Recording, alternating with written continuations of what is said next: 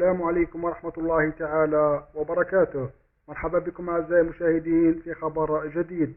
فضلا ولا تنسوا ندعمونا بلايك واشتراك وتفعيل زر الجرس ليس لكم كل جديد وحصري.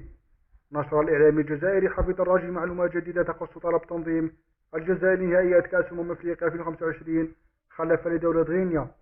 ونشر حفيظ الراجي منشور عبر حسابه الرسمي على الفيسبوك قال فيه قبل تقديم ملفات وقبل عرضها ودراستها والتصويت عليها في 10 فبراير المقبل الجماعة قررت برح المغرب حق تنظيم كأس أفريقيا 2025 ومنح نيجيريا وبنين بطولة 2027 ثم الجزائر في سنة 2029.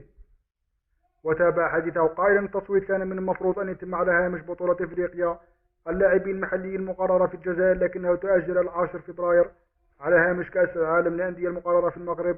ليختتم حديثه قائلا والفهم يفهم كيف تدار الأمور وما يجب أن نفعل خاصة وأن الحرة لم تعد مجرد لعبة كما يعتقد